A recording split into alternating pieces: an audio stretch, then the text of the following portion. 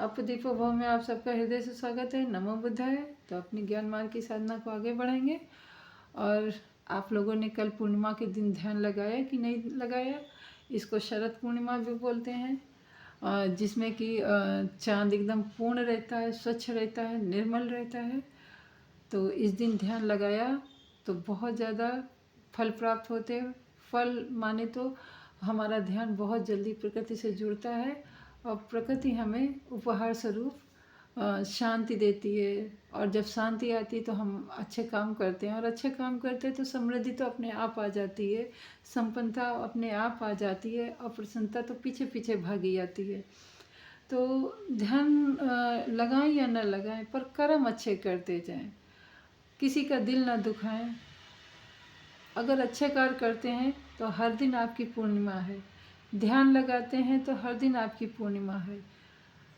अच्छे कर्म या जो भी शुभ कार्य है वो कोई दिन तारीख में काल में नहीं बंधा है, क्योंकि समय किसी का भी गुलाम नहीं है।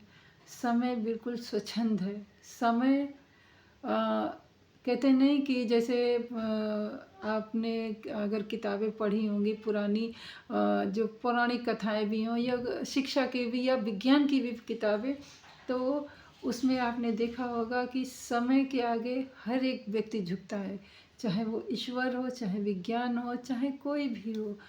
तो कह सकते हैं कि शायद समय ईश्वर से भी बड़ा है, क्योंकि अगर अनुभव करेंगे तो आप देख पाएंगे कि समय के आगे किसी की भी नहीं चलती है, और समय से बड़ा मरहम भी नहीं ना। अगर किसी ने आपको कष्ट दिया है, दुख दिया है, तो जिस समय दिया है उस समय लगेगा। जिस समय किसी ने प्रशंसा की है या किसी ने निंदा की है तो बस उतने ही समय लगेगा, थोड़े दिन तक और लगेगा। यानी बहुत ज़्यादा किया है तो थोड़े दिन तक और लगेगा।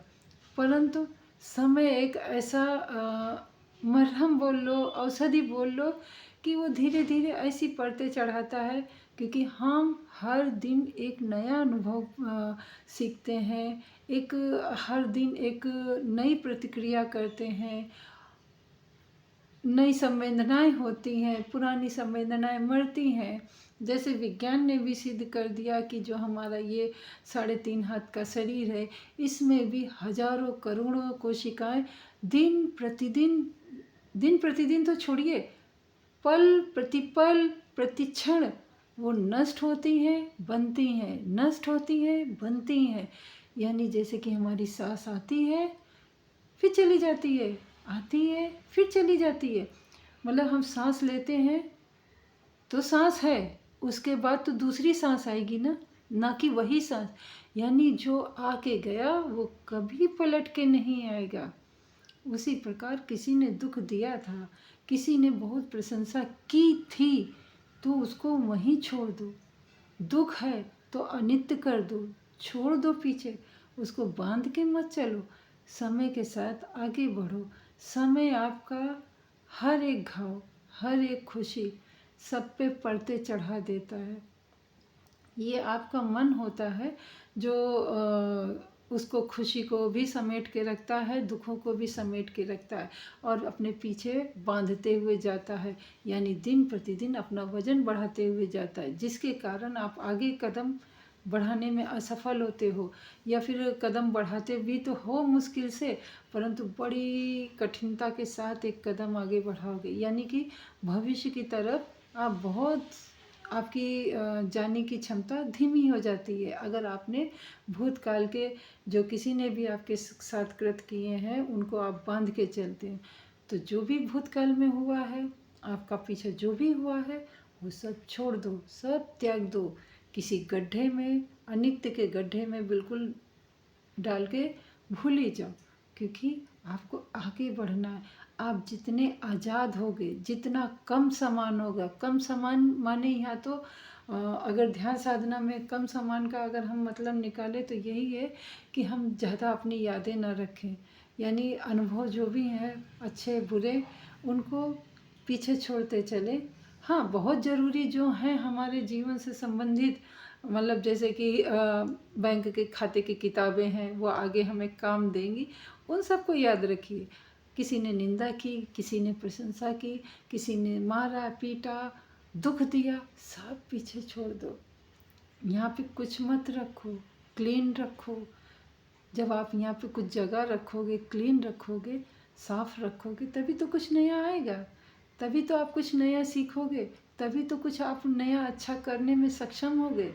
मैंने देखा है कि मैं ये मेरा मतलब अपना खुद का अनुभव भी है, और बहुत नज़दीकियों से मैंने रिश्तों को देखा है कि पूरी ज़िंदगी वो पीछे का ले लेके अपना आने वाला समय, आज का तो बर्बाद किया ही है, आने वाला समय भी बर्बाद किए हुए हैं।